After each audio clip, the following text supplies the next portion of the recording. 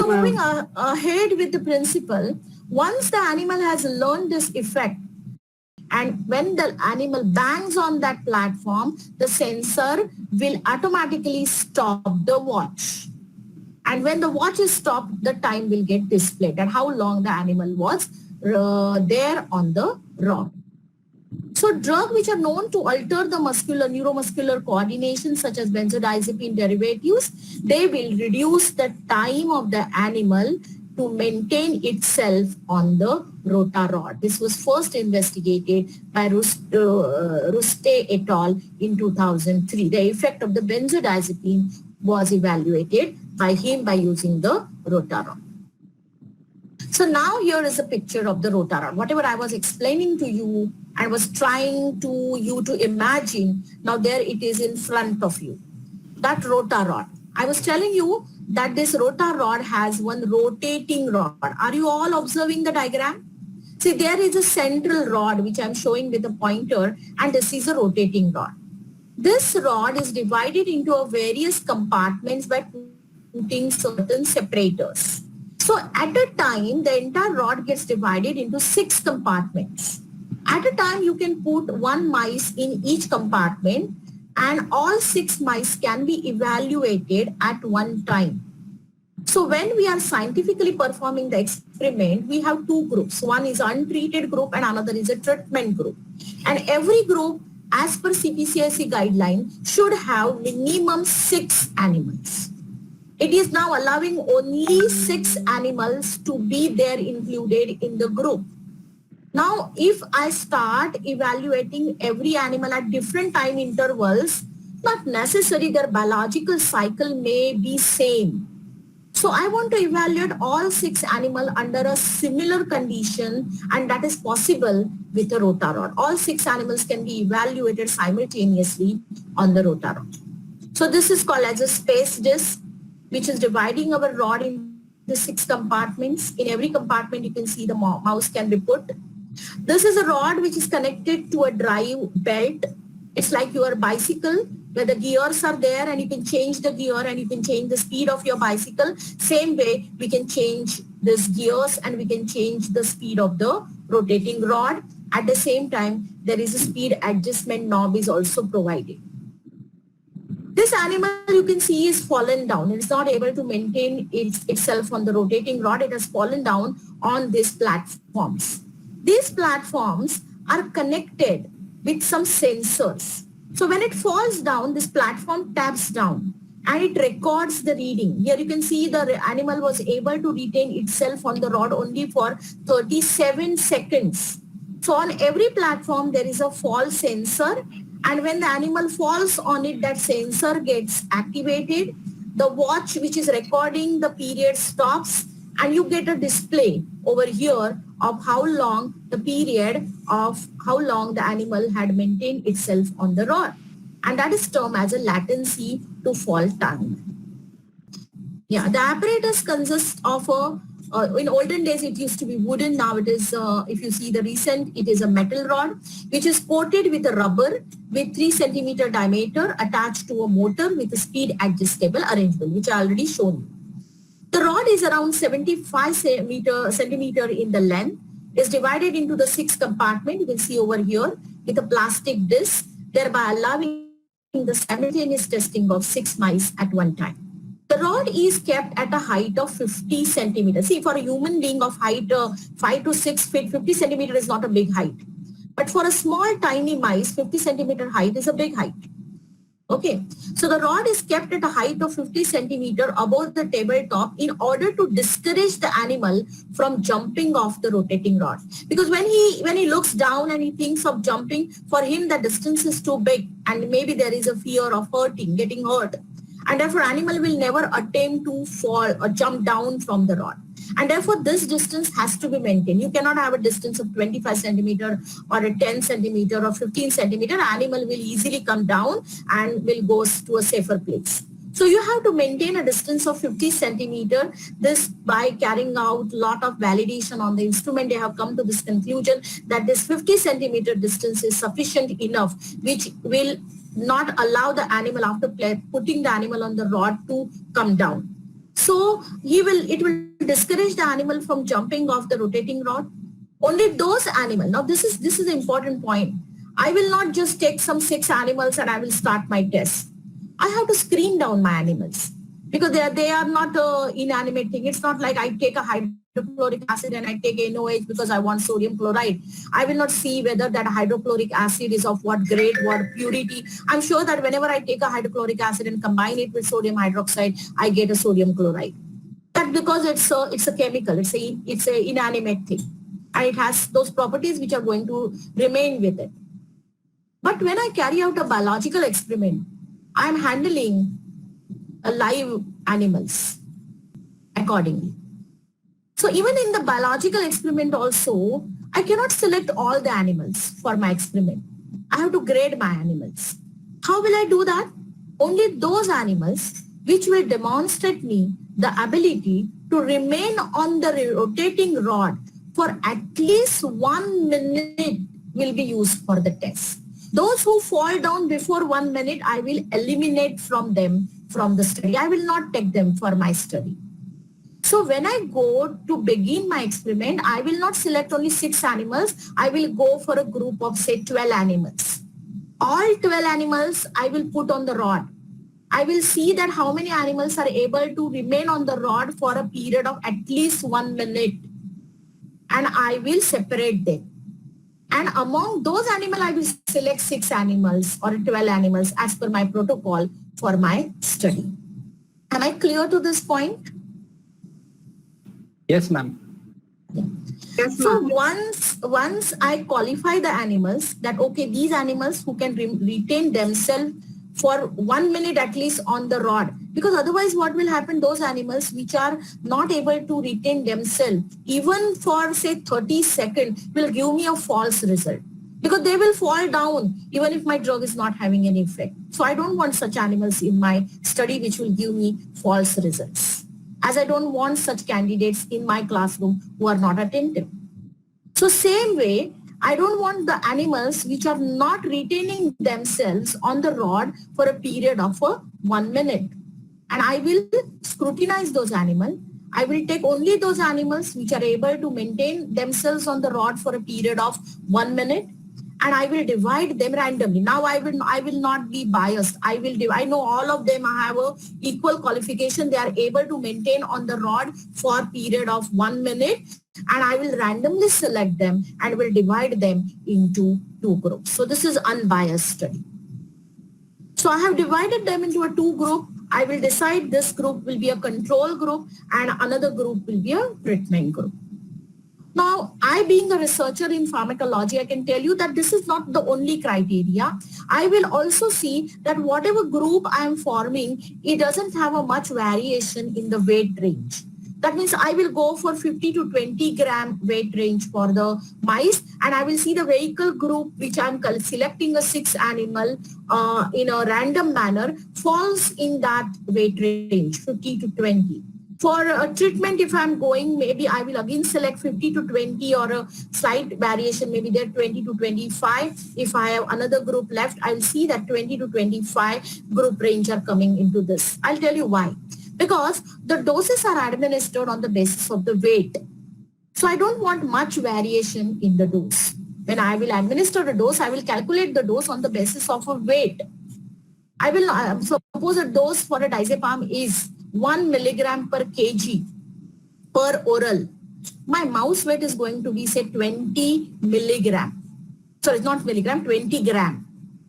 So 20 gram, you calculate that dose is for 1000 kg, means it is for the 1000 gram. And my mice is going to be 20 gram. So how many times I have to reduce that dose? So if I have a uniform range of the animals in my group, there won't be a much variation in the dose. So once I select the animals randomly, I divide them into the 2 groups. One is a control group, another is a treatment group, each having 6 animals. Why it is called as a control group? Because it will be administered only water, distilled water. CPCSE says you have to give a distilled water or a deionize or this AquaGuard water to the animals. So I will be administering a distilled water, and a treatment group will get a water plus my drug. So like when you perform a spectroscopy, you have a blank and you have your test. So your control is nothing but your blank, which is containing only the vehicle, a water in which you're adding your drug. Or if your drug is a suspension, is a emulsion, then you have to give a vehicle in which you have added your drug. So control group, when you're giving any vehicle, will be termed as a vehicle. When you're giving only water, it will be termed as a normal control group. Am I clear to this point? Yes, ma'am. Yes, ma'am. So the bottom line is that the control group does not given any active moiety, is not administered with active moiety. When you are administering a vehicle excipients except minus drug, it will become a vehicle control group. Now, in our cases, there are certain extracts, there are certain synthetic molecules which are soluble in the water. So at the initial stage of the drug development, we don't develop a formulation unless until we don't check the efficacy of the drug. There's no point in investing the money in formulation if the drug is not efficacious. So our priority is to check the efficacy of the drug. And when we want to check the efficacy of the drug, we will simply see the solubility of the drug. And if we find that yes, it is soluble in the water, our control group will receive water. If I find my drug is not soluble in the water, I have to add some TUIN80 or I have to add some solubilizing agent, my control group will receive the water plus the excipient. So now my control group I will not label as a control because it is receiving a vehicle with excipient. I will label it as a vehicle control group. I hope I'm clear in this point. And the second group is a treatment group. The treatment group will receive your test drug. It may be dissolved into water, it may be dissolved into a particular vehicle with excipient, and it will receive your test drug. So for our today's experiment, we are tackling with only two groups. One is a control and another is a treatment group. But in the actual experiment, we have to use even a third group also, and that is a standard group. Because I am not sure about my test compound efficacy, I should have one comparator to check whether the effect shown my test drug is equivalent to the standard or a conventional drug, is less than it or is greater than it. So in actual experiment, I will add a third group, and that is a standard group. So I will have one vehicle group, I will have one test group, treatment group, which I term, and another group which I will have a standard group. Depending upon the chemical nature, kinetic properties of my drug, I will decide what is going to be my route of administration. Either I can use for IP or I can go for PO, that is per oral administration, or in a very rare situation, I will go for IV administration. But these are the two commonly used routes of administration in case of rodents which have a fur on their skin. Now 30 minutes, if I'm giving my drug by intraperitoneal route, then 30 minutes after IP administration, and if I'm giving the drug by per oral route, then 60 minutes after the per oral administration of vehicle, test or the standard, the mice will be placed on the rotating rod with pre-established cutoff period. What is this cutoff period? Now in my case, I have decided my cutoff period as 1 minute. I'm going to observe the animal for 1 minute after I put the animal on the rotating rod. Depending upon the protocols and the requirement of experiments and parameters for which you are evaluating, this cutoff period may change from laboratory to laboratory, from protocol to protocol, from lab conditions to lab condition. It may sometimes be 5 minutes, it may be 3 minutes. So you have to first establish your protocol. In my protocol, I'm going for a cutoff period of 1 minute, and I will see that how many animals are able to retain for 1 minute and how long they are going to retain at cutoff period of 1 minute. After 1 minute, I will stop my experiment. I will go for a second reading. Is that clear? So the duration of the follow-up period and number of free ridings I will observe. So what I'm going to observe? I'm going to observe the duration of latency follow-up period. I will make the correction over here. I forgot to mention that word, latency follow-up period and number of free ridings. I will come to free ridings later on. Latency follow-up period is clear in your mind. It's a period from where you keep the animal on the rotating rod till it falls down onto the platform. For each mouse, I will take the readings in duplicate. In spectroscopy also, you take the readings in duplicate. Same way, every animal I will put on the rod for 2 times. And I will take the reading 2 times. And then I will take an average. That will be final reading for per mouse for that particular mouse. If you feel that these 2 readings are not giving me a proper average, or there is a lot of deviation is coming, you can increase your number of readings. You may take 5 readings, or you may go for some additional reading depending upon your laboratory conditions and apparatus. But ideally, you should take minimum the readings in a duplicate, and then you take an average of it and you report that reading per mouse. Up to here, is the experimental clear? You have any doubts? No, ma'am. Okay. Now we come to the free riding. What is this free riding? Where you can see here, where should be the mouse? The mouse should be on top of the rod. But when the rod is rotating, sometimes animal loses its coordination but doesn't lose a grip on the rod. So what it does is that along with the rod, it completes one rotation. And that is termed as a free ride. The rodent complete one turn around the rotating rod along with the rod, and that evaluates the motor because its angle, its axis is changing when it is completing one complete rotation. So that evaluates its motor coordination and also indicates that how strongly he can grip around the rod. So grip strength is also measured. So this is an indicator. Free riding is an indicator that how strong is his motor coordination and how strong is his grip strength. So we measure 2 parameters. One is a latency follow-up period and second is a free ridings. How many such type of the free ridings animal is showing on the rotor rod. I hope the parameters are clear, and now we are coming to our actual demonstration of the rotor rod. Do you have any doubts before I start with the demonstration? No, ma'am. No, ma'am. So just have a look at this video. There is no audio. You have to just observe. Whatever I'm telling you, you have to listen.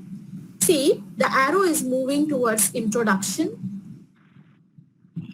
This is an equipment which I already shown you. There are compartments. This equipment is only for 3 animals to check at one time.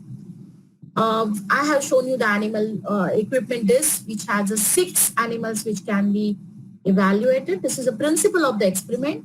Reduction of the motor coordination, CNS depression, and skeletal muscle relaxation leads to decrease in the fall of time. Agreed now from all this discussion. Decrease in the number of free ridings also of the animal who is trying to balance on the rotor rod.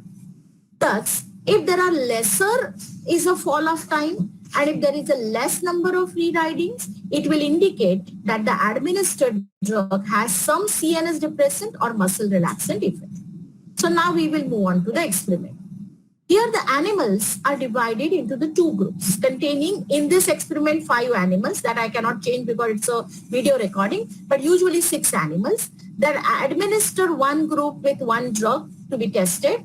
The other has to be administered with a vehicle, and intraperitoneal route is used. The speed is 25 rotations per minute. When the animal fall off, the respective time will be displayed on the timer.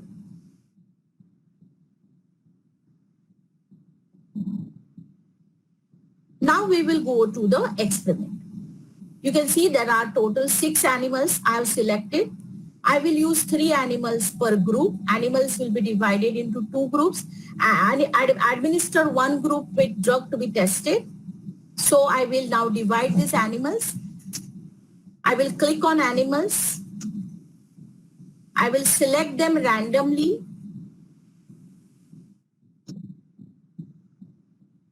I will administer the first vehicle to them and then the drug to them.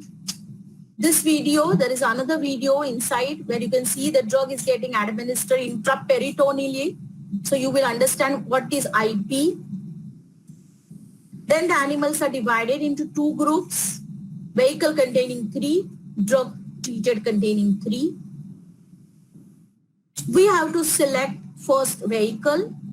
So I will first select a vehicle treated group.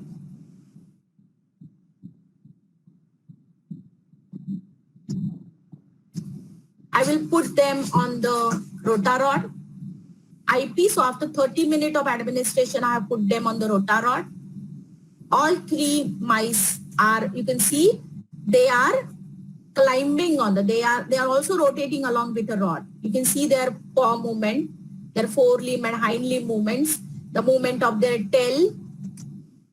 Observe them carefully, all three. Observe this animal and this animal very carefully. See how he is about to slip down, but it has not lost the grip and it has taken a free ride.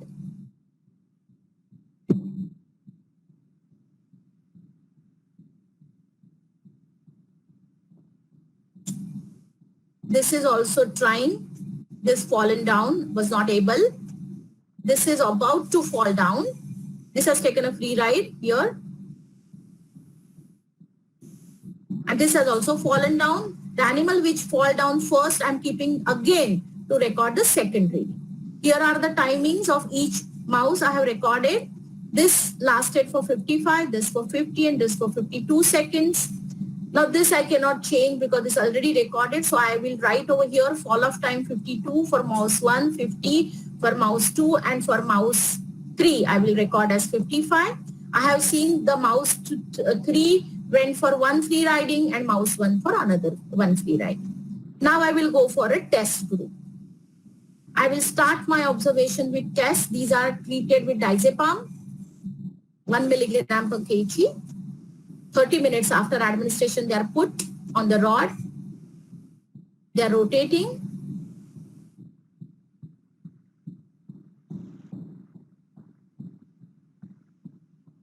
They are trying to maintain their balance. 24, so 19, 26, 26. This is about to, it has taken one free ride. The third has taken one free ride.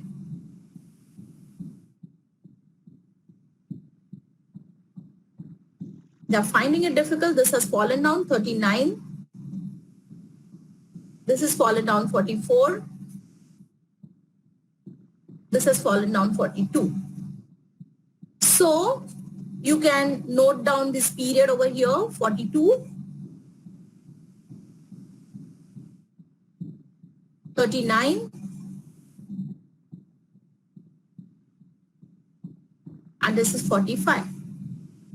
And there was only one free ride. Initially, in vehicle treated, there were 2 free ridings. Here, there was only one free ride. Now we'll go to the observation table.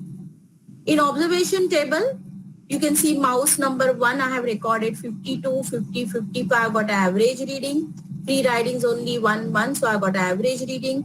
And here I have got again the average reading. So this is how you will prepare your observation table. Then I'll come to the conclusion, and my conclusion is that there is an observed reduction in a fall of time and free riding, which shows that diazepam at 1 milligram per kg intraperitoneal dose produces decrease in the motor coordination and decrease in the muscle strength. So it proves that the diazepam has a CNS depressant effect. At the same time, it has a skeletal muscle